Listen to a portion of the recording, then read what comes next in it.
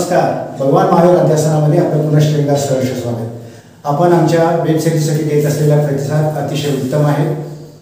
Doctor Ajit Patil यांचे एक अतिशय महत्त्वाचे व्याख्यान आज आपण ऐकणार आहोत.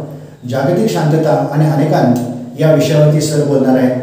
आपणास परिचित असणारे डॉक्टर अजित पाटील हे दक्षिण भारत जैन सभेचे महामंत्री आहेत आणि आत्तापर्यंत त्यांनी जवळपास 3,500 व्याख्यानं दिलेली आहेत. आपण आज त्यांच्या व्याख्यानाचा आनंद घेऊया. नमस्कार. सस्नेहा जय जिनेंद्र. भगवान महावीर जयंतीच्या निमित्तानं आपण सगळेजण अत्यंत मंगलमय अशा वातावरणामध्ये या ठिकाणी जमलेलो आहोत. भगवान महावीर वर्तमानकालीन 24 तीर्थंकर आणि या तीर्थंकरांचं जन्मकल्याणी आपण सगळेजण अत्यंत भक्तिभावानं हे संपन्न करतो. गेली 2 वर्ष कोरोनाच्या प्रादुर्भावामुळं आपल्याला काही बंधनं होती, परंतु यावर्षी सर्वत्र खूप मोठ्या प्रमाणामध्ये हे जन्मकल्याणिक आपण साजरं करतोय. या जन्मकल्याणिकाच्या निमित्तानं आज या ठिकाणी आपण आदरणीय प्राचार्य हेडवाडे सरांच्या पुस्तकाचं प्रकाशन, सुंदर अशा दशधर्माविषयी पुस्तकाचं प्रकाशन आपण या ठिकाणी करतोय. या कार्यक्रमासाठी खास करून उपस्थित असणारे आपल्या शिवाजी विद्यापीठाचे प्रकुलगुरू माननीय डॉक्टर एस पाटील सर, की ज्यांच्या हस्ते या ठिकाणी आपण हे प्रकाशन केलं. त्याच पद्धतीनं आदरणीय ककडे सर समन्वयक, या कार्यक्रमासाठी ज्यांचं पुस्तक प्रकाशन झालं ते आदरणीय हेडवाडे सर, प्राचार्य हेडवाडे सर, आदरणीय कार्यक्रमाचे अध्यक्ष संजय साहेब, जैन साहेब, उत्तरे मॅडम, आणि आणखीन एक वैशिष्ट्य म्हणजे या महावीर अध्यासनाच्या केंद्र उभारण्यासाठी अत्यंत मौलिक असं योगदान दिलेल्या दानचिंतामणी आदरणीय अरुणाताई. या संपूर्ण प्रक्रियेमध्ये गेली 17-18 वर्ष महावीर अध्यासनासाठी कार्य करणारे या सर्व अध्यासन केंद्राचे सल्लागार, आमच्या दक्षिण भारत जैन सभेचे खजिनदार आदरणीय संजय शेट्टे, या बोर्डीचे चेअरमन आदरणीय मोठे सर, त्याच पद्धतीनं वीर सेवा दलाच्या माध्यमातून इथं जे आज रक्तदान शिबिर आपण घेतलं त्यासाठी उपस्थित असणारे आमची वीर सेवाचे सर्व कार्यकर्ते, सर्वच या ठिकाणची मंडळी, आदरणीय जे पाटील सर आहेत, आदरणीय डी पाटील सर आहेत, ही सर्व मंडळी की ज्यांच्या माध्यमातून आत्तापर्यंत इथंपर्यंत आपण हे अध्यासनाचं काम करत आलेलो आहोत. निश्चितच आपल्याला आणखी मोठ्या प्रमाणामध्ये अध्यासनाचं काम करायचं आहे. दक्षिण भारत जैन सभेच्या माध्यमातून सुद्धा जितकं यासाठी योगदान देता येईल त्या योगदानासाठी आम्ही वेगवेगळ्या माध्यमातून कार्यरत आहोत. विद्यापीठामध्ये पण आपण एक संपूर्ण कार्यक्रम केला. त्याच पद्धतीनं माननीय मंत्र्यांच्याकडं आपण काही प्रस्ताव दिलेले आहेत. ह्या सगळ्या माध्यमातून सुमारे 3 कोटीपर्यंतची जी काही रक्कम आहे ती आपल्याकडे वर्ग होईल असं सांगितलं गेलं आहे. जे पाटील सर म्हणतात त्याप्रमाणे जोपर्यंत हातात रक्कम येत नाही तोपर्यंत आपण त्याच्याविषयी बोलू शकत नाही, पण एक भरीव स्वरूपात आपल्याला त्या ठिकाणी निश्चित काही रक्कम ही उपलब्ध होईल असं वाटतं. त्याच पद्धतीनं आदरणीय बंटी पाटील साहेबांनी सुद्धा याच हॉलमध्ये आणखीन एका कार्यक्रमामध्ये आपल्याला चांगल्या पद्धतीने पाठबळ देतो म्हणून सांगितलेलं आहे.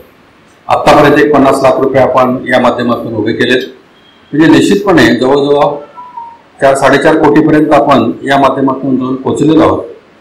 आणि मला वाटतं की या संपूर्ण प्रक्रियेमध्ये आपण सगळ्यांनी आणखीन चांगलं जर योगदान देत गेलो आणि शासनाच्या पाठीशी आपण त्या ठिकाणी सातत्यानं पाठपुरावा करायचं ठरवलं तर निश्चितपणे काही स्वरूपात रक्कम ही आपल्याला उपलब्ध होईल.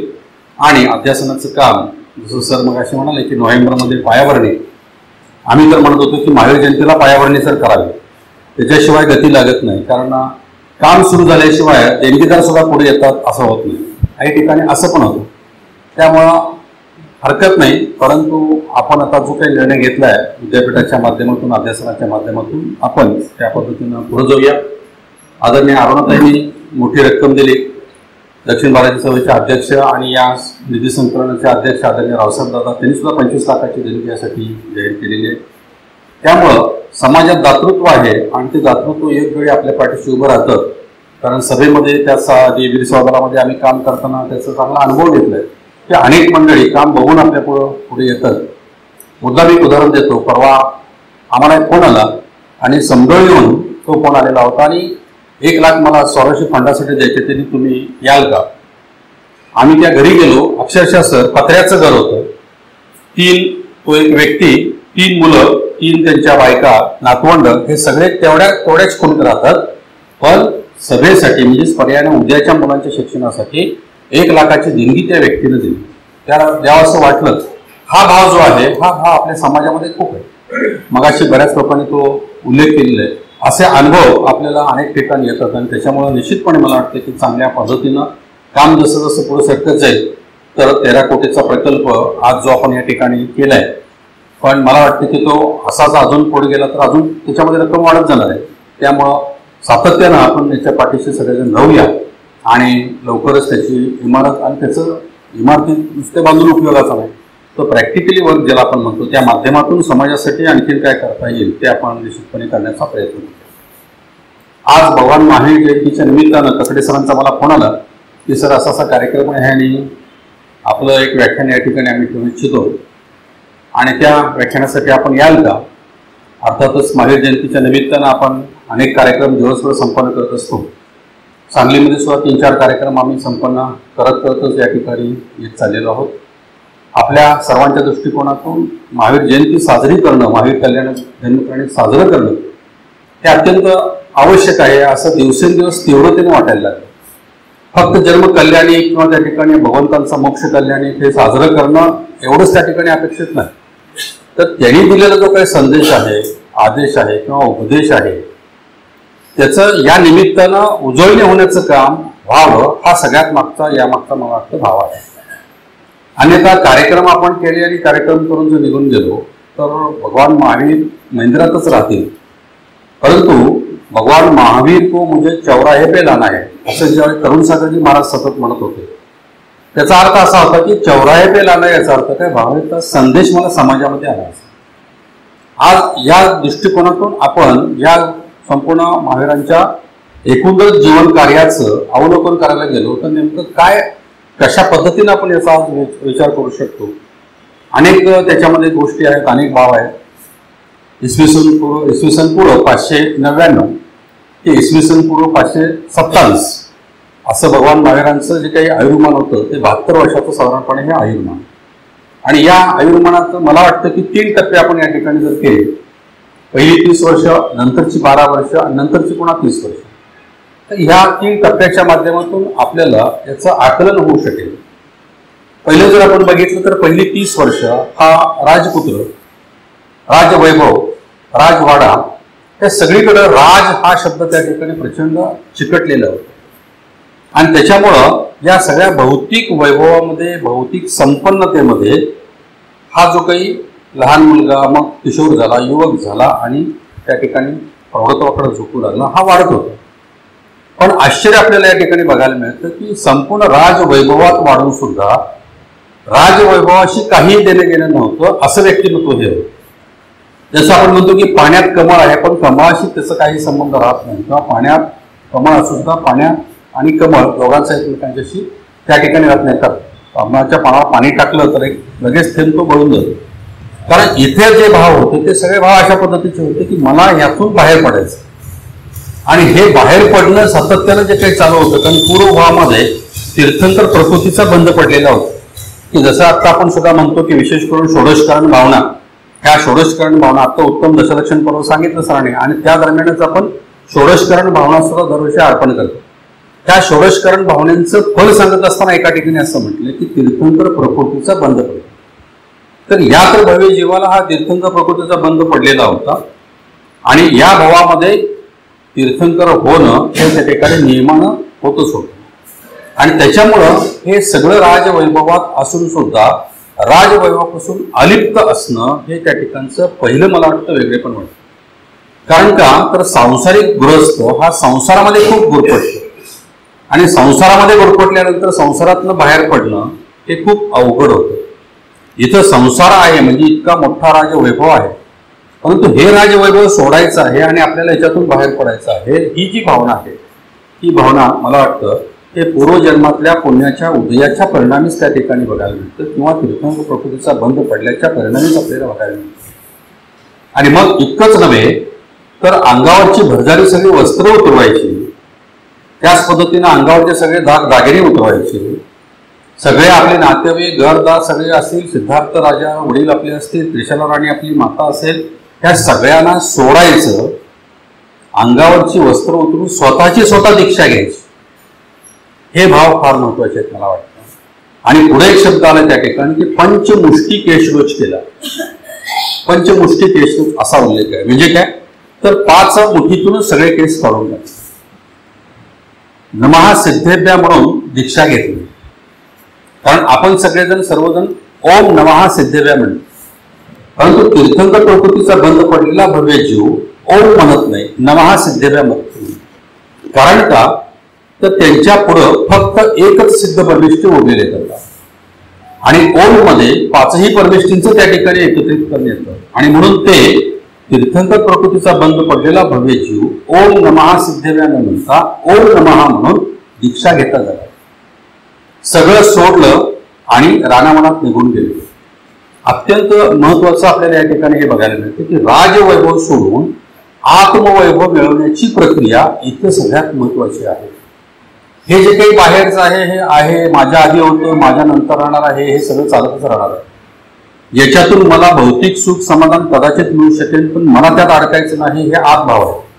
आणि म्हणून हे सगळं सोडताना सुद्धा कोणत्याही प्रकारचं त्या ठिकाणी काहीही किलबिश नाही. अत्यंत सुंदर अशा पद्धतीचा संयम आहे, त्यागाची भावना आहे.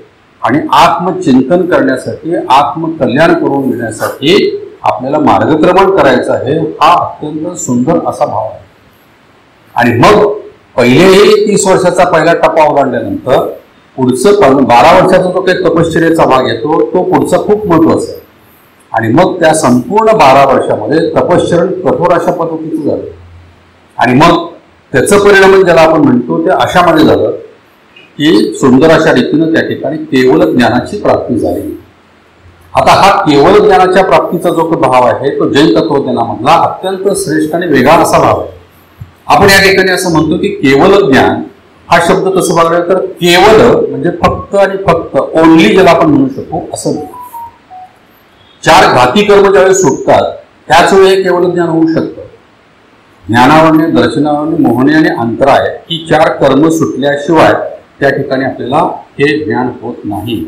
की जसं आपण उदाहरण द्यायचं झालं तर आपल्याकडं केळी आपण खातो, परंतु केळी हिरवी जर असतील तर त्याच्या साली सहज निघत नाही. एक 4 दिवस आपण तशीच ठेवली किंवा त्याला थोडंसं पिकवण्याचा प्रयत्न केला तर केळी पिवसर व्हायला लागतात. आणि मग आपण केळी हातात घेऊन 4ही बाजूने 4 साली काढून टाकतो आणि मधला पांढरा शुभ्र घर आपोआप प्रकट. साली काढणं आणि घर प्रकट होणं ह्या 2 क्रिया नाही. साली काढल्या की घर प्रकट होणं हे आपोआपच होत जातं. 4 घाती कर्म सुटली की ज्ञान प्रकट होणं हे आपोआप होत जातं. अशा रीतीनं अत्यंत सुंदर अशा रीतीचं हे ज्ञान प्राप्त झालं. त्याला आपण केवल ज्ञान असं म्हणतो. आणि या केवल ज्ञानाचं वर्णन करताना असं जाऊन पुढे म्हटलेलं आहे की भूतकाळ, वर्तमान काळ आणि भविष्यकाळ त्या 3ही काळातील त्याच पद्धतीनं अधोलोक, मध्यलोक आणि ऊर्ध्वलोक अशा 3ही लोकातील याचे यावत सर्व वस्तू, पदार्थ, जीव ह्या सर्वांचं परिणमन काय होणार आहे त्या परिणमना सकट एका क्षणात युगपत समीचीन ज्ञान म्हणजे केवळ ज्ञान. हे सगळं वाचतानाच दम लागत होता लक्षात. कारण का तर हे इतकं सखोल आहे आणि भगवंताने आमच्या हे एवढं सगळं प्राप्त करून घेतलेलं आहे. आता आपलं कल्याण झालं, बस थांबूया, आता काय गरज नाही. आपण बघतो या ठिकाणी आता मला केवळ ज्ञानाची प्राप्ती झाली. ज्या अर्थी माझी 4 कर्म सुटलेली आहेत घाती कर्म, त्या अर्थी नियमानं उद्या माझी 4 अघाती कर्म सुटणारच आहेत. हे भगवंतांना पण माहिती आहे कारण त्यांना केवळ ज्ञानच प्राप्त झालं. मग त्या ठिकाणी त्यांनी सातत्यानं तेवढंच करत राहिल्यास तरी चाललं असतं, पण नाही आहे. समय साध असं म्हणतो की आद इदमचे कादवम जै सत्कळी परिदमचे कादवम. पहिल्यांदा बाबांना आत्मकल्याण आणि मग जितकं शक्य आहे तितकं परकल्याण, जै सत्कळी परिदमचे कादवम.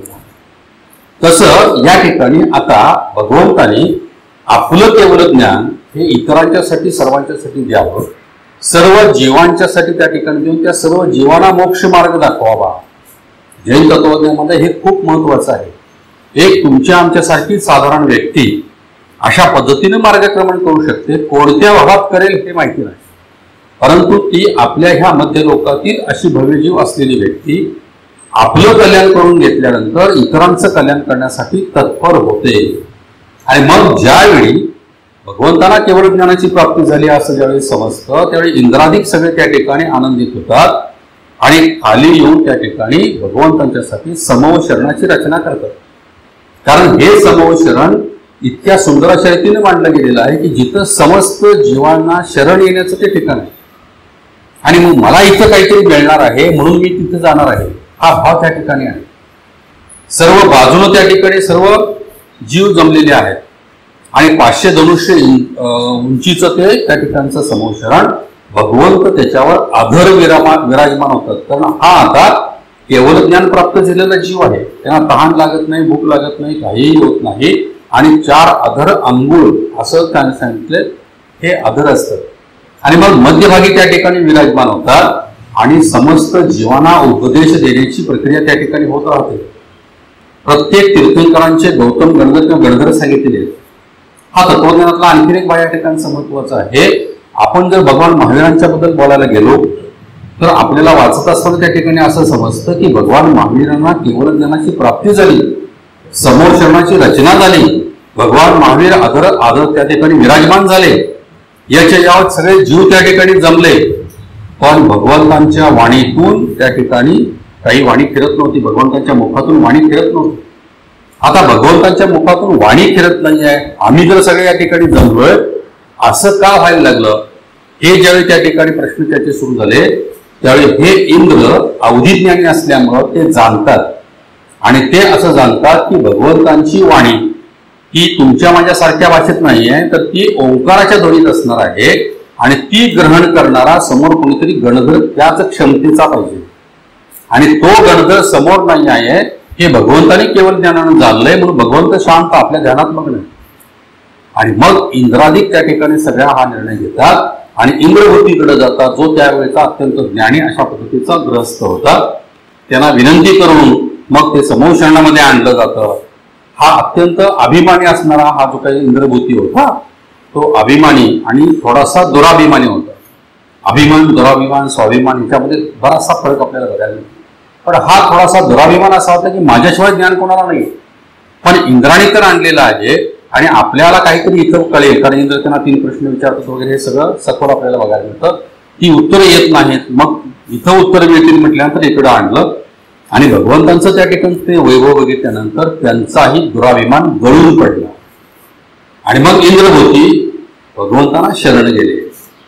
आणि मग भगवंतांना शरण गेल्यानंतर इंद्रभूतीने शरण त्या ठिकाणी आल्यानंतर भगवंतांना केवळ ज्ञानाच्या माध्यमातून लक्षात आलं आणि मग भगवंतांनी त्या ठिकाणी आपला उपदेश द्यायला सुरुवात केली. हे गौतम गणधर हे पहिले गणधर झाले.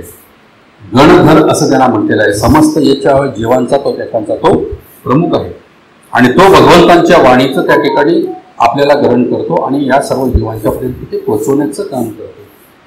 किती श्रेष्ठत्व आहे बघा. एखादा गुरु आणि एखादा शिष्य, मला उदाहरण या ठिकाणी द्यायचं, कारण आपण विद्यापीठाची या ठिकाणी मंडळी स्टेजवर आहे. आपण सगळे विद्यापीठाच्या माध्यमातून सर्वत्र शिक्षणाचं प्रसाराचं काम करतो. शिक्षण, विद्यापीठ किंवा आपण ह्या सगळ्या प्रक्रियेमध्ये गुरु आणि शिष्याचं खूप जवळचं नातं असतं.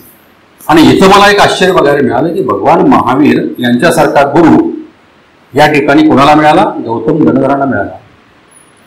या शिष्याचं त्या ठिकाणी वैशिष्ट्य असं आहे की ज्यावेळी भगवान महावीरांचं पुढं निर्माण झालं त्याच दिवशी संध्याकाळी ह्या शिष्याला केवळ ज्ञानाची प्राप्ती मिळते. म्हणजे योग्य जर गुरु आपल्याला मिळाला तर आपल्याला योग्य त्या पद्धतीनं ज्ञान मिळतं आणि पुढचं आपल्याला त्याच्यापेक्षा श्रेष्ठ असं कल्याण होऊ शकतं. म्हणून गुरु शिष्याचं नातं हे खूप महत्वाचं आहे. त्या गौतम गणधरांनी अशा पद्धतीनं भगवंतांच्याकडून ही ओंकाराच्या ध्वनीत फिरणारी जी काही वाणी आहे ग्रहित करायला सुरुवात केली. याच्या जेव्हा जीवांचं कल्याण त्या ठिकाणी करायला सुरुवात झाली आणि अशा रीतीनं हे समूह शरण वेगवेगळ्या ठिकाणी भरत चाललेलं होतं. आणि अशा पद्धतीनं त्या ठिकाणी ज्यावेळी शेवटी आपण पवापरीपर्यंत येऊन पोहोचतो की ज्या ठिकाणी भगवंतांना निर्वाण प्राप्त झालं, आपण पवापरीच्या त्या जलाशयामध्ये आत प्रवेश करतो त्यावेळी उजव्या बाजूला एक जागा त्या ठिकाणी आहे की जिथं भगवंतांचं शेवटचं समूह शरण भरलेलं.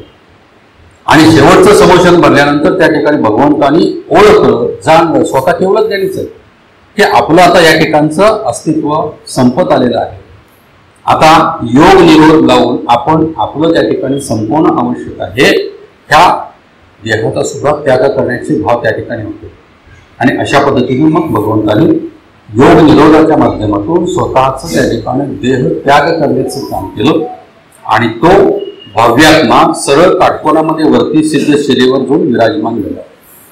आता फक्त आणि फक्त आत्मस्वरूपच त्या ठिकाणी आहे आणि अशा रीतीनं सिद्ध परमेश्वरी आता भगवंत झाले. कोणत्याही प्रकारचं जन्म जरा मृत्यू पुन्हा नाही, कोणत्याही प्रकारचं दुःख नाही, अनंत वीर्य, अनंत त्या ठिकाणी बल, अनंत त्या ठिकाणी ज्ञान, अशा पद्धतीचं अनंत सुख, अष्ट त्या ठिकाणी प्रातिहार्य, हे सगळं आपल्याला त्या ठिकाणी अशा पद्धतीने बघायला मिळतं. आणि म्हणून आपण ज्यावेळी एखाद्या सिद्ध भूमीचं दर्शन करतो त्यावेळी इतरत्र मंदिरामध्ये अरिहंतांच्या मूर्ती असतात, पण तो सिद्ध क्षेत्रावर पादुका असतात. त्या पादुका सिद्ध क्षेत्रावरून ज्यांचं त्या ठिकाणी निर्माण झालेलं आहे त्यांच्या त्या पादुका आहेत. तिथं पादुकांना आपण त्या ठिकाणी नमस्कार करतो आणि वरती काटकोणात सरळ सिद्ध शिलेवर विराजमान असलेल्या त्या सिद्धांना नमस्कार करतो. अशा रीतीनं ही झालेली 30 वर्षाचा तिसरा टप्पा जो आहे तो भगवंताचा या ठिकाणी पार पडला आणि साधारणपणे 72 वर्षाच्या आसपास त्यांचं आयुर्मान आणि त्यानंतर मोक्षप्राप्ती झाली. हे सांगायचं तात्पर्य माझं एकच आहे का आपला विषय अनेकांकडे मला येत असताना आज भगवंतांचं एकंदरीत संपूर्ण जे काही चरित्र होतं त्याच्याविषयी थोडं आपण उजळणी करणं हे कर्मभाव आणि म्हणून हा अशा पद्धतीचा थोडा मागोवा घेण्याचं काम या माध्यमातून आपण केलं. त्या काळात सुद्धा आपल्याला बघायला मिळतं की अनेक प्रकारचे यज्ञ होत होते, पशुबळी दिले जायचे, संपूर्ण सामाजिक व्यवस्था वेगळ्या पद्धतीने त्या ठिकाणी चाललेली होती, अराजकता होती, हिंसाचार वाढलेला होता. ह्या सगळ्या प्रक्रियेमध्ये भगवंतांचं त्या ठिकाणचं आगमन झाल्यानंतर भगवंतांनी ह्या सगळ्याला वेगळी दिशा देण्याचं काम केलं आणि मग अहिंसा, सत्य, अस्तेय, अपरिग्रह, ब्रह्मचर्य ही जे काही पंचव्रत ज्याला आपण म्हणतो, ही पंचव्रत सर्वात श्रेष्ठत्व ज्याला आपण म्हणतो ही आपल्याकडे आहे श्रावकांच्यासाठी आणि अनुव्रत आणि महाव्रत म्हणून या ठिकाणी हे आले. त्यामध्ये थोडासा फरक आपल्याला बघायला मिळतो की अहिंसा, सत्य, अस्तेय, अपरिग्रह आणि ब्रह्मचर्य हे महाव्रत म्हणून मुनींच्यासाठी सांगितलं, पण अहिंसा, सत्य, अस्तेय, परिग्रह, परिमाण आणि ब्रह्मचर्य हे श्रावकांच्यासाठी सांगितलं. आपल्याला अपरिग्रह सांगितलेलं नाही. आपण संसारी आहोत त्यामुळे अपरिग्रही होऊ शकत नाही. परिग्रह हवा, पण तो कसा सांगितलाय? परिमाण म्हणजे मर्यादित, जेवढं लागतं तेवढं निश्चित मिळवायचं आहे, चांगल्या मार्गाने योग्य मार्गाने ते मिळवायचं आहे, आपल्यासाठी खर्च करायचा आहे, उर्वरित आपल्याला दुसऱ्यासाठी देऊन मोकळं व्हायचं आहे. जसं आता अरुणताई आपल्या पुढे बसलेल्या आहे त्या ठिकाणी दान चिंतामणी यांच्याकडे आपण बघतो की छानपैकी आता जगलेली आहे. आता 3 मुली छानपैकी सेटल झालेली आहेत. मला आता या ठिकाणी कोणत्याही प्रकारची इच्छा उरलेली नाही, मला समाजासाठी करायचं. कारण आता इथे त्यांनी 15 लाख दिले, परवाच येऊन त्या ठिकाणी सांगलीला 11 लाख केले गेले, हे लक्षात घ्या. श्राविक आमच्या जैन महिला परिषदेच्या बांधकामासाठी ही निरीक्षता त्या ठिकाणची खूप महत्वाची आहे. म्हणून दातृत्व या पद्धतीचं त्या ठिकाणी आपल्याला बघायला मिळतं. म्हणून परिग्रह, परिमाण हा थोडासा बदल श्रावकांच्यासाठी दिलेला आहे. अशा रीतीनं आपण परिग्रह करत जायचा आहे, पण तो परिमाणित करायचा आहे, मर्यादित करायचा आहे आणि ही पंचव्रत आपल्या पद्धतीनं आपण पालन करत चाललेलो आहोत. भगवंताने अशा पद्धतीने जो काही अनेक दृष्टिकोनातून उपदेश दिलेला आहे त्याच्यामध्ये आजच्या आपल्या मूळ विषयाकडे आपण या ठिकाणी येत असताना बघितलं आपण तर जसं आपण शास्त्रामध्ये 3 मकारांचा उल्लेख करतो, 3 मकारांचा उल्लेख होतो, मद्य, मांस आणि मधु. 3 मकार सांगितले की त्यांचा त्याग करा, मद्य, मांस आणि मधु. आता एक डॉक्टर असल्यामुळं याविषयी मी फार काय बोलत नाही, पण मद्य, मांस वगैरे काय घ्यायला लागतं, त्याचे काय दुष्परिणाम हे सगळ्या जगाला आता कळून चुकले. आता याच्या पलीकडे जाऊन आपण जैन शाकाहारी आहोत, याच्या पलीकडे आता अमेरिकेतली मंडळी गेलेली आहेत, हेही लक्षात घ्या. वेगन फूड ज्याला आपण म्हणतो ते दुधाचे पदार्थ पण खात नाही, मांसाहार तर सोडच, पण दुधाचे पदार्थ पण ही मंडळी खात नाही, इतके ते पुढे गेलेले आहेत. अशा सर्व दुधाचे पदार्थ आता वर जेवायला लागलेले आहेत. अशा पद्धतीचा नवीन आता एक थेरी यायला लागले, लक्षात घ्या.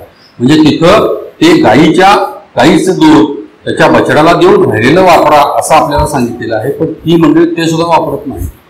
अशा पद्धतीचं हे शाकाहाराचं श्रेष्ठ होतं. म्हणून मद्य, मांस त्याचे दुष्परिणाम किती होतात, काय होतात त्याचा एक वेगळा टॉपिक आहे, परंतु ते न करणं हे जैन तत्वज्ञानामध्ये फार पूर्वीपासून सांगितलं. म्हणून त्यांना 3 मकार सांगितलं, मद्य, मांस आणि मधु.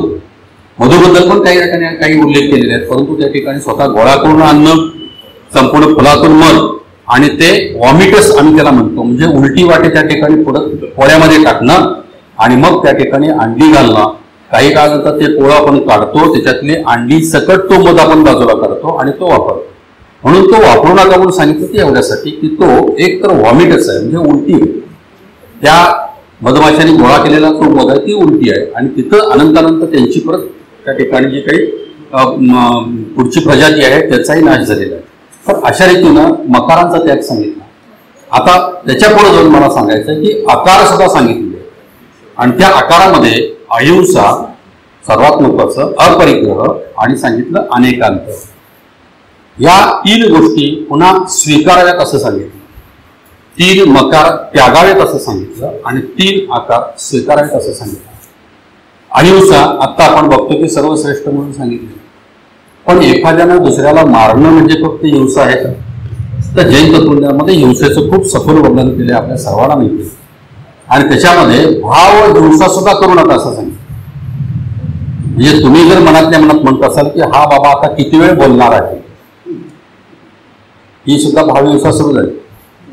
लक्षात घ्या काय म्हटलेलं आहे, भावहिंसा सुद्धा करू नका. तुमच्या मनातले भाव सुद्धा निर्मल असले पाहिजे. तिथं द्रव्य हिंसा तर लांबच राहिली, प्राणी हिंसा तर आणखी लांब राहिली. म्हणून भावहिंसा टाळणं, मन वचन काय कृतकारित अनुमोदन, ह्या सर्व प्रकारच्या हिंसेचा त्याग करा. यातलं सगळंच आपल्याला प्रॅक्टिकली शक्य होतं अशा प्रमाणे. किंवा आणखीन एक आयाम त्या ठिकाणी सांगितला तुम्हाला मला, आरंभी हिंसा, त्यानंतर उद्यमी हिंसा सांगितली, संकल्पी हिंसा सांगितली, विरोधी हिंसा सांगितली. आरंभी हिंसा आपल्याला क्षम्य सांगितली कारण आपण आता, तुम्ही घरापासून इथपर्यंत आलेला आहात, मी तर सांगलीपासून 50 किलोमीटर इथपर्यंत आलो. मी रस्त्यातून अनंत जीवांचा मी त्या ठिकाणी घात करतच आलेलो आहे, नाही असं म्हणतो. परंतु हा माझा आरंभ इथं येऊन भगवान महावीरांच्यावरचं लेक्चर देणं हा आहे आणि म्हणून ती हिंसा क्षम्य आहे. याचा अर्थ मी रस्त्यात कुठेतरी कोणता तरी प्राणी उभारलाय म्हणून गाडी थांबवून गाडीतनं उतरून दगड मारणं हे अपेक्षित नाही, हे लक्षात घ्या. म्हणून ती आरंभी हिंसा. आमच्या मातामध्ये स्वयंपाक करतात, तुम्ही गॅस पेटवल्या अनंत जीवांचा त्या ठिकाणी आपण घात करतो, परंतु ती आमचा उदरनिर्वाह करण्यासाठी क्षम्य म्हणून सांगितली. उद्यमी हिंसा, आम्ही थोडासा उदरनिर्वाह करण्यासाठी काही उद्योग करतो आणि त्या उद्योगातून काही हिंसा होते पण तीही आम्हाला क्षम्य सांगितली. पण विरोधी आणि संकल्पी करू नका म्हणून सांगितलं. विरोधाला विरोध म्हणून नको आणि संकल्पपूर्वक तर अजिबात नको. तुला बघून घेतो, तुला सोडतच नाही, ह्या संकल्पपूर्वक हिंसेतून भावच आमचे तसे होत जातात. म्हणून या ठिकाणचे हा अहिंसेचं श्रेष्ठत्व सांगितलं. भाव हिंसा टाळणं महत्वाचं आहे. त्याच्यानंतर दुसरा पण येतो अपरिग्रह. मगाशी मी सांगितलं त्याच्याबद्दल फार काय बोलत नाही, परंतु न किंचित विद्यते अकिंचन्य. जसं उत्तम दशलक्षणमध्ये सरांनी सांगितलं आपल्याला की 9वा अकिंचन्य धर्म, त्यामध्ये सांगितलं की न किंचित विद्यते अकिंचन्य. म्हणजे तिथं असं उल्लेख केलं की ह्या सृष्टीतलं माझं काहीही नाही. मग 9 धर्म सांगितल्यानंतर 10वा मग काय परत सांगितलं, तर तिथं 10वा सांगत असताना ब्रह्मचर्यामध्ये उल्लेख केला की ब्रह्म आणि चर्या, ब्रह्मा म्हणजे आत्मा, त्याच्यातलं माझं चर्या म्हणजे वागणं राहणं, ते माझं आहे. आधीपर्यंतचे काय होतं ते माझं नाही आहे, भौतिक काही नाही आहे, माझं जे आहे ते आत्मिक आहे. अशा रीतीनं अपरिग्रहामध्ये त्या ठिकाणी आपल्याला हा उल्लेख बघायला मिळतो. म्हणून अरे अनेकांत आपण तिसरा जो आहे तिकडे आता आपण येतो. आता हा जो उल्लेख आहे अनेकांताचा, हा अनेकांताचा उल्लेख अनेक दृष्टिकोनातून मला वाटतं खूप महत्वाचा. परवा मागच्या महिन्यामध्ये बारामतीचं तुळजाराम चतुर्चंद कॉलेज होतं, तिथं फक्त अनेकांत व्याख्यानमाला त्यांनी सुरू केली आणि त्याच्यातलं पहिलं पुष्प अनेकांत या विषयावरच तुम्ही बोलण्यासाठी आलं पाहिजे म्हणून मला सांगितलं. अनेकांताबद्दल थोडी माहिती होती परंतु आम्ही आणखी खोलात करायला लागलो आणि मग आपल्याला अनेकांताचं वेगळेपण, अनेकांताचं वैशिष्ट्य आणि अनेकांताचं आजच्या दृष्टिकोनातून महत्व हे जाणवायला लागतं. म्हणून पहिलं या ठिकाणी आपल्याला या दृष्टिकोनातून सांगू इच्छितो की अनेकांत आणि एकांत अशा 2 गोष्टी आपल्याकडे या ठिकाणी बघायला मिळतात. आज रशिया आणि युक्रेन याच्यामध्ये जे चालू आहे त्याला आपण एकांतवाद म्हणतो आणि भारतानं स्वातंत्र्य देऊन जे स्वातंत्र्य मिळालं त्याला मी अनेकांत म्हणतो. बघा 2 टोक आहेत.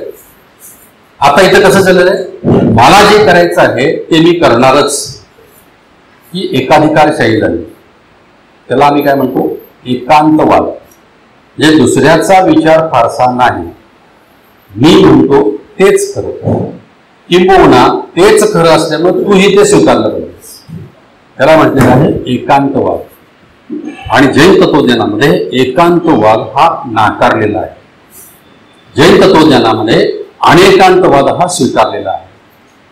अनेकांतवाद स्वीकारत असताना अनेक गोष्टी त्या ठिकाणी शब्दच मुळात अनेक अंत फोड जर केली आपण तर अनेक प्लस अंत. अनेक म्हणजे एकापेक्षा अधिक आणि अंत म्हणजे त्याला बाजू असू शकते अशा पद्धतीने सांगितलेलं आहे. म्हणून अनेकांत जर आपण बघितला तर एकापेक्षा अधिक त्या ठिकाणचं वेगळेपण हे स्वीकारलेलं आहे. जसं नेहमी यासाठीचं उदाहरण सांगितलं जातं की 6 आंधळे आणि 1 हत्ती याचं उदाहरण सांगितलेलं आहे. आपल्यापैकी कदाचित ऐकलं असेल, बघितलं असेल, परंतु त्या ठिकाणी सांगत असताना असं म्हटलंय की ते सगळे 6 जण हत्तीच्या जवळ आले आणि एकानं हत्तीच्या शेपटीला हात लावला. तो म्हणतो की हत्ती खराट्यासारखा आहे. दुसऱ्यानं हत्तीच्या पोटाला हात लावला. तो म्हणतो की हत्ती नागाऱ्यासारखा आहे. तिसऱ्यानं हत्तीच्या पायाला हात लावला. तो म्हणतो की हत्ती एखाद्या खांबासारखा आहे. चौथ्यानं हत्तीच्या दाताला हात लावला. तो म्हणतो की हत्ती तलवारीसारखा आहे. आणखीन एकानं हत्तीच्या कानाला हात लावला. तो म्हणतो की हत्ती सोपासारखा आहे. आता काय झालेलं आहे, प्रत्येक जण स्वतःच्या दृष्टिकोनातून त्या ठिकाणी तो हत्तीचं वर्णन करतो. आता तसं बघायला गेलं तर सर्वांनी सांगितलेलं एकत्रित बरोबर आहे. याला म्हणायचं अनेकांत. एकापेक्षा अधिक दृष्टिकोनातून एखाद्या गोष्टीकडे बघणं आणि मग ती गोष्ट स्वीकारणं त्याला म्हटलेलं आहे अनेकांत. म्हणून मी मगाशी जे म्हटलं की भारतीय स्वातंत्र्याचा लढा म्हणजे अनेकांत. 100-125 वर्षापासूनचा 1857च्या आधीपासून सुद्धा हा लढा चालू झाला. लक्षात घ्या, सगळ्यांनी ज्या त्या पद्धतीनं आपापल्या परीने त्या ठिकाणी योगदान दिलं आणि मग शेवटच्या टप्प्यात येऊन त्या ठिकाणी आपल्याला स्वातंत्र्य मिळालं. ह्या सर्वांनी त्या ठिकाणी दिलेलं योगदान एकत्रितपणे विचारात घेऊन स्वातंत्र्याचा लढा ज्यावेळी आम्ही बघतो की आमची दृष्टी म्हणजे अनेकांत आहे. कोणी एका, कोणी दोन्ही, कोणी तिन्ही केलं असं होत नाही. नवडत कोणीतरी लीडर होतं, कोणीतरी पुढाकार घेतं, कोणीतरी त्या ठिकाणी आपल्याला मार्गदर्शन करतं, प्रश्नच नाही.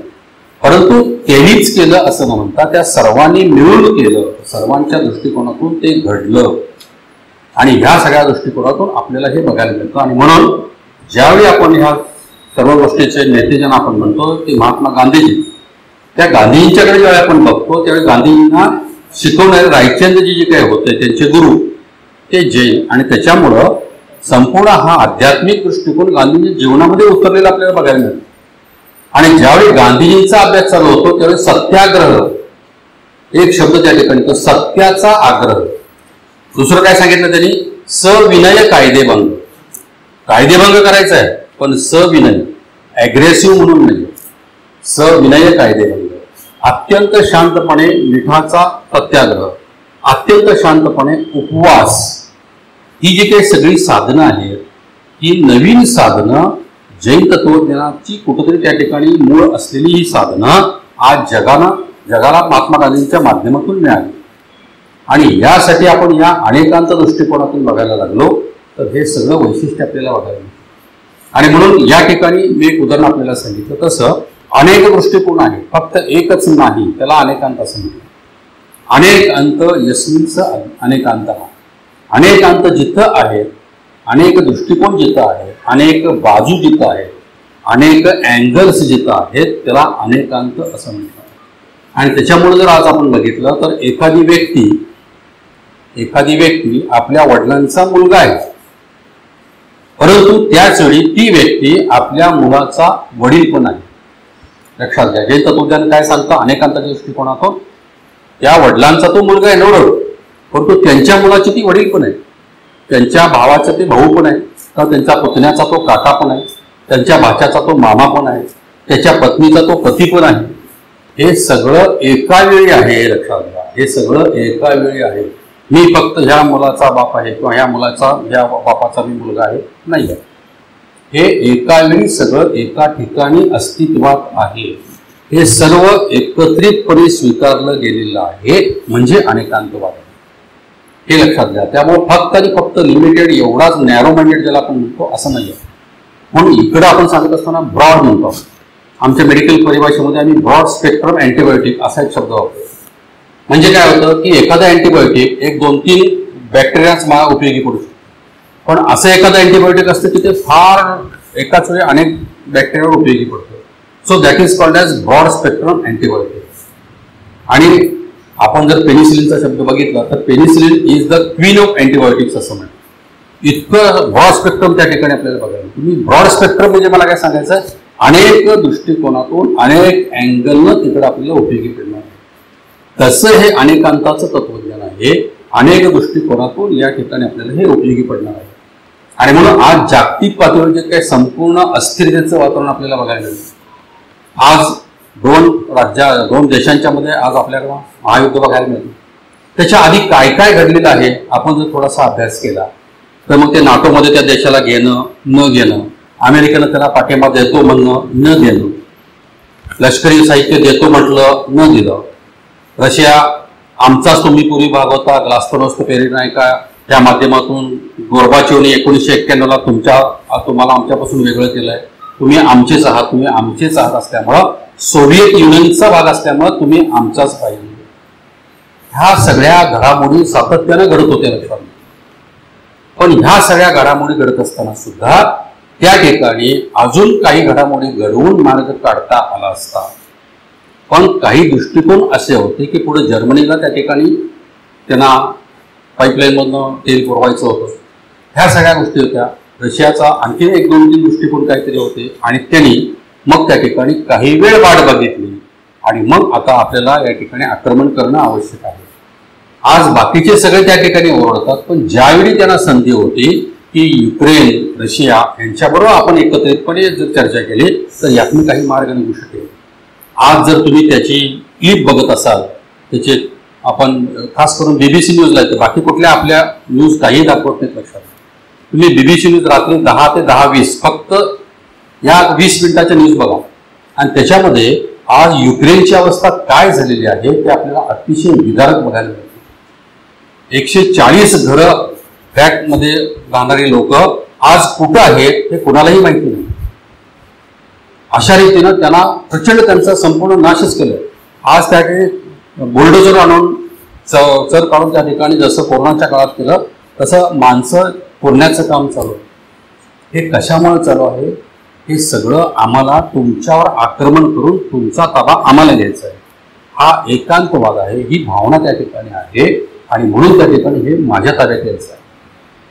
पण ह्या सगळ्या दृष्टिकोनातून बघायला गेला तर 2 नेते 2 ठिकाणी असतील, पण आज नुकसान कोणाचं होतं? आज ह्या सगळ्यामध्ये बळी कोण पडतंय?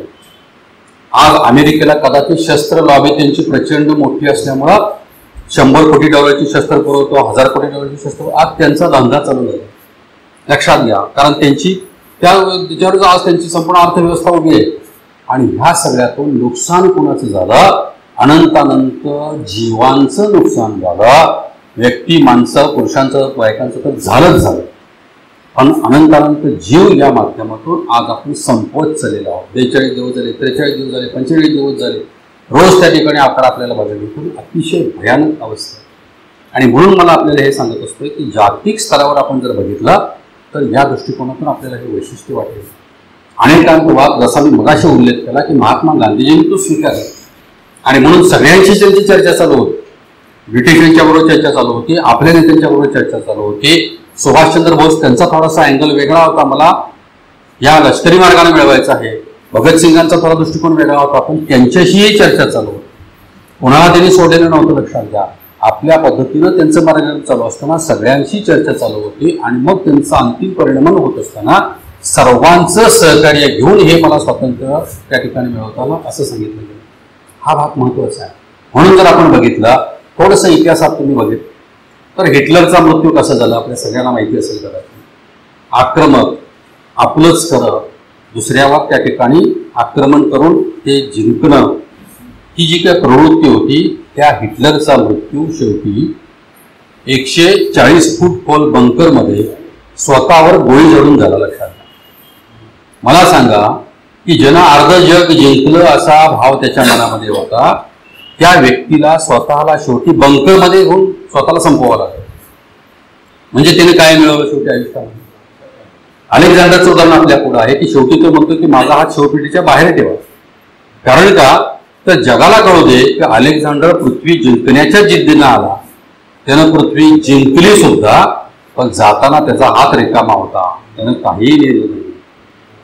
हा भाव त्या ठिकाणचा आहे, लक्षात घ्या. आज जर आपण बघितलं तर अलेक्झांडर असेल किंवा आपल्याला हे हिटलर असेल, किती देशामध्ये हिटलरबद्दल चर्चा होते, पण आपण आश्चर्य वाटेल आपल्याला. आता सरांनी सांगितलं, ककडे सरांनी, की महात्मा गांधी महावीरांच्यावर 40 जैन फिलॉसॉफर 40 देशामध्ये अभ्यास झाला. तोच धागा पकडून मला पुढे सांगायचं आहे की महात्मा गांधीजी की ज्यांनी आपल्या ह्या स्वातंत्र्य लढ्याचं नेतृत्व केलं, त्या महात्मा गांधीजींचा पुतळा ब्रिटिश पार्लमेंटच्या कॅम्पसमध्ये 14 फुटी पुतळा उभा केलाय आणि ब्रिटिश पंतप्रधान खाली नतमस्तक होऊन नमस्कार करतो. हा अनेकांत आहे, हा अनेकांताचा विजय आहे की ज्या महात्मा गांधीजींनी आपल्याला हाकललं त्या देशातनं. अधिकृत आम्ही गेलेलोच नव्हतो, अनधिकृत घुसलो होतो, पण तरी सुद्धा कोणाला सोडवत नाही. त्या गांधीजींच्या बद्दल आदर व्यक्त करणं, निदान जगापुढे तरी आदर व्यक्त करणं, हा मोठा भाव आहे. म्हणून आज गांधीजींचे 180 देशामध्ये पुतळे आहेत, 180 देशाच्या पोस्टाची तिकीटं गांधीजींची आहेत. हा अनेकांतवाद स्वीकारल्याचं लक्षण आहे. हिटलर आज फार कोण चर्चा करत नाही, हे नाकारल्याचं लक्षण आहे. अनेकांत स्वीकारायचा का एकांत स्वीकारायचा, तुमचा माझ्या पुढचा प्रश्न आहे. थोडक्यात स्वास्थ्य हवा आहे का अस्वस्थता हवी आहे, हा प्रश्न जगापुढचा म्हणजे तुमच्या माझ्या पुढचा आहे. आज तुम्ही आम्ही प्रत्येक जण सुद्धा अस्वस्थ आहोत, लक्षात घ्या. आज आम्ही डॉक्टर या नात्यानं मला या ठिकाणी सांगू इच्छितो की येणारा पेशंट प्रत्येकाचं काही ना काहीतरी दुखणं वेगळं आहे. आज आपल्याला आश्चर्य वाटेल, 2 वर्षापूर्वी डोळ्यानं दिसणाऱ्या एका व्हायरसनं आम्हाला घरात बंद करून टाकलं, की जो आजपर्यंत डोळ्याला दिसलाच नाही, व्हायरस. लक्षात घ्या. त्याला आपण कोरोना, मग त्याच्यानंतर डेल्टा प्लस, मग ओमिक्रॉन, आणि त्याच्यात आता B1, B2, B3 आता नवीन आले. तर आज दक्षिण आफ्रिकेमध्ये पुढचा त्याचा व्हायरस सापडला, म्हणजे त्याचं पुढचं म्युटेशन सापडलं. आज चीनमध्ये सगळ्यात जास्त पेशंट व्हायरस आज या कोरोनाचे बघायला मिळतात. एक दिवसामध्ये 20-20 हजार अजून पॉझिटिव्ह पेशंट आले.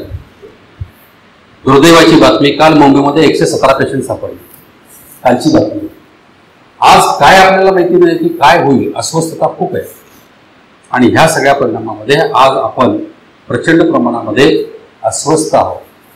आणि मग ही जी काही माझी अस्वस्थता आहे, वैयक्तिक माझ्या कुटुंबाची, आणखीन थोडं सर्कल मोठं केलं माझ्या समाजाची, आणखीन थोडं सर्कल मोठं केलं माझ्या राज्याची, आणखीन सर्कल मोठं केलं तर माझ्या देशाची, आणि अर्थातच मोठं सर्कल म्हणजे माझ्या संपूर्ण विश्वाची.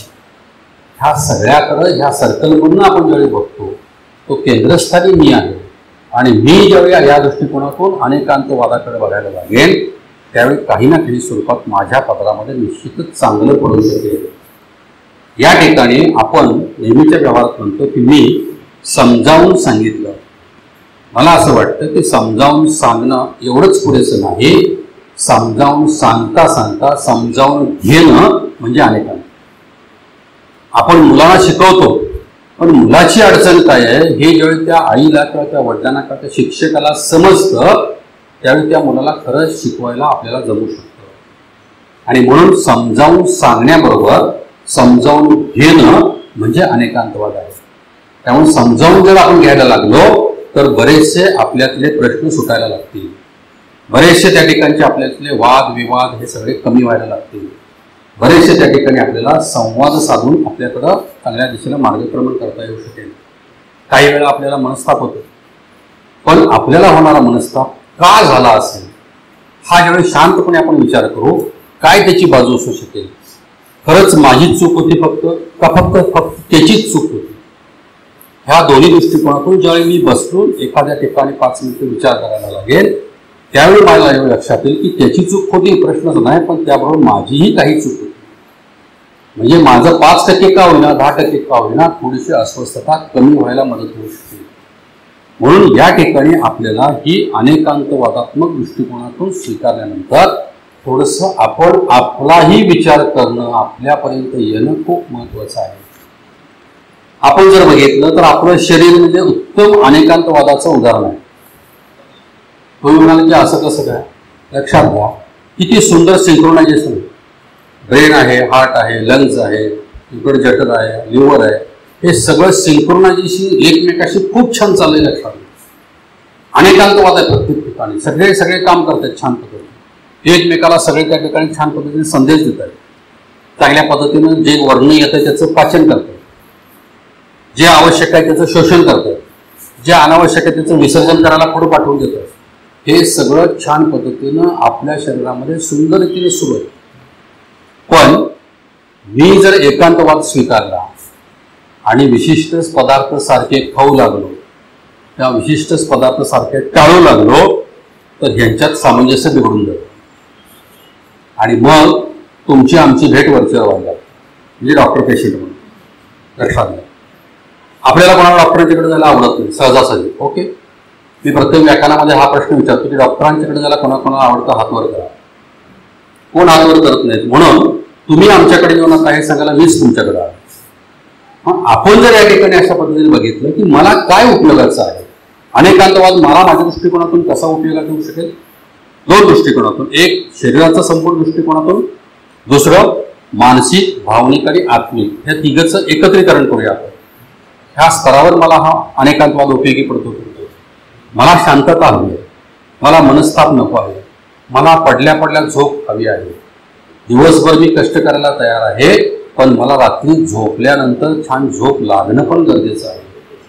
इचलकरंजीचा एक पेशंट माझ्याकडे आलेला होता आणि तो म्हणून लागला की सर माझ्याकडे एवढा पैसा आहे की नोटांची गादी केली, नोटांची चादर केली, तरी सुद्धा त्या दोन्हीच्या मध्ये मी जो झोपतो मला डॉक्टर झोप येत नाही, काहीतरी औषध. आज आमची अवस्था अशी व्हायला आहे, आर्थिक मिळवता आत्मिक गमावत चाललोय आपण. आणि म्हणून आपल्याला हा थोडासा विचार करणं खूप गरजेचं आहे. कारण जागतिक आरोग्य संघटना शांतता किंवा स्वस्थता किंवा आरोग्य किंवा कम्प्लीट हेल्थ सांगत असताना 5 शब्दांचा उल्लेख करते लक्षात. आणि मग तिथं आपल्याला हा अनेकांत कशा पद्धतीने फिट बसू शकतो हे आपल्या लक्षात येतं. आणि तिथं काय सांगितलेलं आहे की स्टॅबिलिटी असा शब्द त्यांनी वापरलेला आहे. तिथं पहिला physical, social, emotional, psychological as well as spiritual stability is called as health. शारीरिक, सामाजिक, मानसिक, भावनिक, आत्मिक संतुलन म्हणजे आरोग्य. आता मानसिक, भावनिक आणि आत्मिक दिसत नाही, आत कुठतरी. शारीरिक दिसतं ते तरी सांभाळूया आणि ते सांभाळण्यासाठी हा व्यापक दृष्टिकोन स्वीकारण्याचा प्रयत्न करूया. काही मुलं अशी येतात की परवा 18 वर्षाचा मुलगा आला, मुळव्याधीचं ऑपरेशन करायचं, वय वर्ष 18 असेल, मुळव्याधीचं ऑपरेशन, बोर्डिंगला राहणार, 4-5 वर्षापूर्वीची गोष्ट आहे. मी त्याला म्हटलं तू कुठं राहतोस, बोर्डिंगवर. म्हटलं तुला आज काय औषध देत नाही, उद्या तुझ्याबरोबर मी बोर्डिंगवर येतो. त्याला काय कळेल. मी बोर्डिंगवर गेलो, त्याचा जेवणाचा डबा उघडला आणि डबा बघितला, त्यावेळी माझ्या लक्षात आलं की 2 भाकरी, त्याच्यावर तेल तिखट छानपैकी पसरलेलं, बाकी काहीही डब्यात. आणि असं तेल तिखट भाकरी गेली 5 वर्षात होता. त्यामुळं वरच्या तोंडाला सुखवणारं खालच्या तोंडाला दुःख देतं, हे त्या ठिकाणी मी त्या पोराला समजावून सांगायचा प्रयत्न केला. बाबा इथं चुकतोय, माझ्याकडे आला असं ऑपरेशन करून पुढं काय, हे जोपर्यंत बिघडत नाही तोपर्यंत तुझं सुरळीत होत नाही. आज असेच भाव आमच्या सगळ्यांची व्हायला लागले. आज आम्हाला या ठिकाणी अनेकांतात्मक दृष्टिकोनाचा स्वतःपुरता तरी विचार करायचा झाला. थोडीशी मनशांती मला हवी आहे म्हणायचं तर पहिलं जे आवश्यक आहे ते खायला लाजायचं नाही आणि जे अनावश्यक आहे ते खाऊन कधी माजायचं नाही, हा भाग सगळ्यात महत्त्वाचा लक्षात ठेवा. आज संध्याकाळच्या रिसेप्शनला आम्ही ज्यावेळी जातो त्यावेळी त्या रिसेप्शनमधले पदार्थ ज्यावेळी बघतो त्यावेळी आश्चर्याचे धक्केच धक्के बसते. आज आम्ही त्या ठिकाणी बासुंदीमध्ये जिलेबी बुडवून खायला लागलो, आईस्क्रीमच्या स्लाइसवर गुलाबजामुन ठेवून खायला लागलो. कशा पद्धतीचं हे सगळं आक्रमण आमच्या शरीराला आम्हीच करायला लागलो. आणि मग आजारी पडणं अपरिहार्य आहे, कारण तुम्ही अनेकांतात्मक सगळे छान व्यवहार चाललेले आतले डिस्टर्ब करून टाकायला लागले.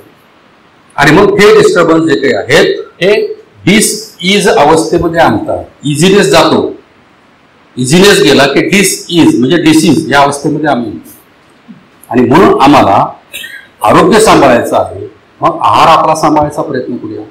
समदोषः समाग्निश्च समधातू मनक्रिया प्रसन्न आत्मा इंद्रिय मना स्वस्थ की अविद्यते, हे आयुर्वेदानं 5,500 वर्षापूर्वी सांगितलं. आज ॲलोपॅथीची व्याख्या मी तुम्हाला मगाशी सांगितली मॉडर्न मेडिसिनची, पण हे 5,500 वर्षापूर्वी आयोगानं सांगितलं. प्रसन्न मनहा, हे लक्षात घ्या, प्रसन्न आत्मा इंद्रिय मनहा स्वस्थिती अभियते, हे चुकून. आणि म्हणून ह्या सगळ्या दृष्टिकोनातून विचार करायचा झाला तर जागतिक स्तरावरचे अनेकांत एक वेळ चांगला पण कोण करेल मला माहिती नाही. राष्ट्रीय स्तरावरचा, राज्य स्तरावरचा, सामाजिक स्तरावरचा मी काय फार करू शकतो नाही. माझ्यापुरता, माझ्या कुटुंबापुरता मी करू शकतो. इथंपर्यंत जर यायचा प्रयत्न केला तर आपण खाण्यापिण्याच्या आहाराचं नियंत्रण करण्याचा प्रयत्न करूया. ते व्यवस्थित जितकं लागतं तितकं घेण्याचा प्रयत्न करूया. 113 वर्षाच्या म्हाताऱ्याला मी भेटलेलो होतो. 2च वाक्यात तिने सांगितलं जीवनाचं रहस्य. आत्तापर्यंत एकदाही चहाच्या कपाला शिवलेलं. 113 मिनिटात किती वेळा चहा पितो आम्हाला आठवत नाही.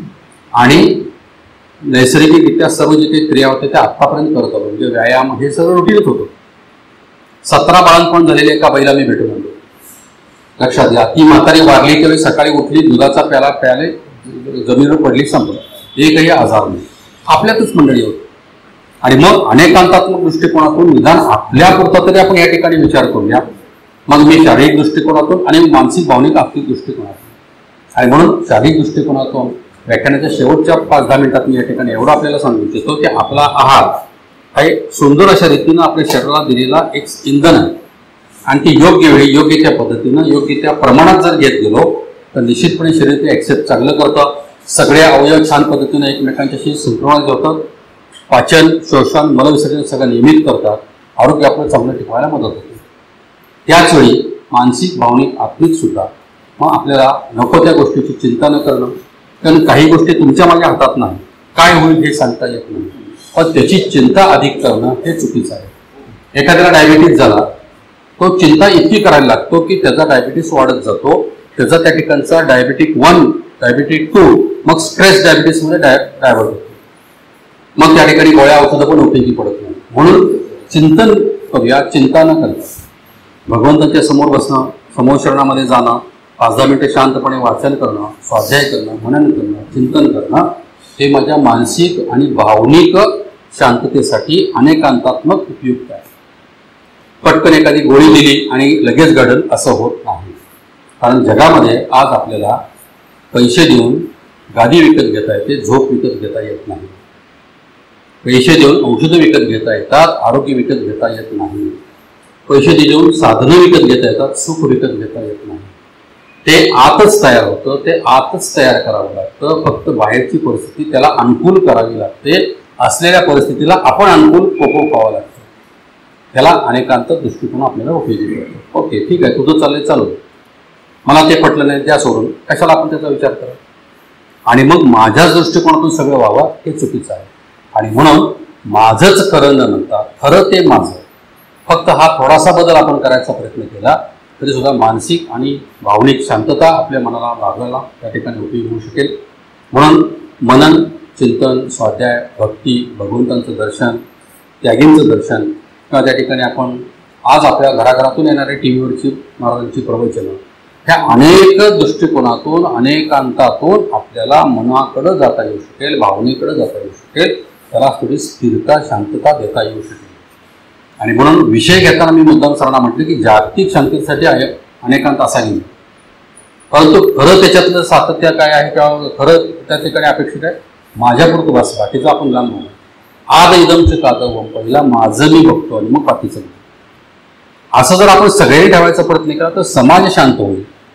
राज्य, देश, राष्ट्रीय पातळीवर मग बाकीच्यावर होत जाईल. अवघड आहे, बऱ्याच वेळा अशक्य पण वाटतं. पण आपल्यातलीच काही मंडळी हे शक्य करून दाखवत चाललेली आहेत. प्रथमाचार्य शांतीसागर महाराजांचं उदाहरण आपल्या पुढे आहे की हे सगळं कुठल्या दिशेला चाललेलं होतं, आज कुठल्या दिशेला हिने आणण्याचा प्रयत्न केला. आपल्याला आश्चर्य वाटतं. 1872 ते 1955 महाराजांचा हा कालावधी, 1872 ते 1914 आणि 1914 ते 1955 2 टप्पे. पहिलं श्रावक अवस्थेतलं आणि दुसरं मुनी अवस्थेतलं. कोणतं परिवर्तन महाराजांनी या ठिकाणी केलं आज आपल्याला बघायला मिळतं. गरजा खूप कमी आहे आणि त्या गरजा योग्य त्या रीतीनं आपण पुऱ्या केल्या तर आपल्याला पण मनशांती मिळू शकते, हे आपलं शास्त्र सांगतं. आणि म्हणून आज आपल्या ह्या दृष्टिकोनातून हा विचार करणं खूप गरजेचं आहे. शेवटी मला आपल्याला एवढंच सांगायचं की विद्यानंदजी महाराज, मी थोडासा अभ्यास केला, 73 वर्ष दीक्षित अवस्थेमध्ये जीवन जगले. 73 वर्ष, 73 गुणिले 365 दिवस जर आपण केले तर एक वेळा आहार करून ही व्यक्ती एवढं जगू शकते. आणि आम्ही मग 30, 40, 50व्या वर्षी का आम्हाला त्रास होतो? तर नको ते आम्ही स्वीकारत राहतो. म्हणून आपण या ठिकाणी आज भगवान महावीरांचा जन्मकल्याणिक सादर करत असताना त्यांनी दिलेला आदेश, उपदेश, संदेश जो आहे तो या दृष्टिकोनातून आपण विचारात घेऊया की निदान माझ्यापुरतं तरी मी या ठिकाणी मला जे काही शक्य आहे तितकं मनन, चिंतन, स्वाध्याय करण्याचा मी प्रयत्न करेन. माझी अस्वस्थता दुसरा कोण दूर करणार नाही, तर ती माझीच मला दूर करावी लागेल. त्याच्यासाठी मला ह्या सगळ्या गोष्टींचा अजून अनेक अँगल माझ्याकडे उपलब्ध आहेत की ते मला स्वीकारावे लागतील आणि ते आचरणात आणावे लागतील. आणत गेलो तर मला त्या ठिकाणी सुद्धा शांतता लाभणं हे प्रॅक्टिकली शक्य होऊ शकेल. आणि अशा पद्धतीनं आपल्याला ही संपूर्ण जी काही मानसिक अस्वस्थतेची गोष्ट आहे ती स्वस्थतेकडे आपल्याला नेण्यासाठी हा अनेकांतवाद उपयोगी पडू शकेल. अनेक अँगलनं आपण बघायला शिकूया. फक्त लिमिटेड नॅरो अँगलनं न बघता वेगळ्या दृष्टिकोनातून आपण बघायला शिकूया. म्हणजे आपल्याला या ठिकाणी निदान चांगलं जीवन जगण्याचा प्रयत्न केला एवढं तरी समाधान मिळेल. काय होईल माहिती नाही, पण मी माझ्या परीने खूप चांगला प्रयत्न केला एवढं या ठिकाणी होऊ शकेल. आज भगवान महावीरांचं जन्मकल्याणिक आहे. भगवान महावीरांच्या चरणी तेव्हा शुद्धीपूर्वक या ठिकाणी मी शतशत वंदन करतो. त्याच पद्धतीनं आज आपले घटनेचे शिल्पकार बाबासाहेब आंबेडकर यांचाही जन्मदिवस आहे. संपूर्ण दक्षिण भारत दिन सेवा परिवाराच्या वतीनं या ठिकाणी बाबासाहेब आंबेडकरांच्या स्मृतीला सुद्धा या ठिकाणी मी अभिवादन करतो. आपल्या सर्वांना मनपूर्वक धन्यवाद देतो. कारण सरांना मी विचारलं होतं की वेळ खूप झाला आहे, नाही सर म्हणजे 40-45 मिनिटं तुम्ही बोला, काय हरकत नाही. मग थोडंसं कमी जास्त बोललो असेल, कोणाचा भाव दुखावला असेल तर आपण मला या ठिकाणी क्षमा करावी अशी अपेक्षा व्यक्त करतो. आणि महावीर अध्यासनाच्या केंद्राला अत्यंत मनपूर्वक शुभेच्छा देतो. लवकरच आपण ते केंद्र सर्व मिळून साकारूया अशी भगवान महावीरांच्या चरणी या ठिकाणी आज आपण असा संकल्प करूया. आणि पुढच्या महावीर जयंतीपर्यंत बरंचसं काम बऱ्यापैकी सर्व येईल अशी आपण अपेक्षा ठेवून या ठिकाणी मी थांबतो.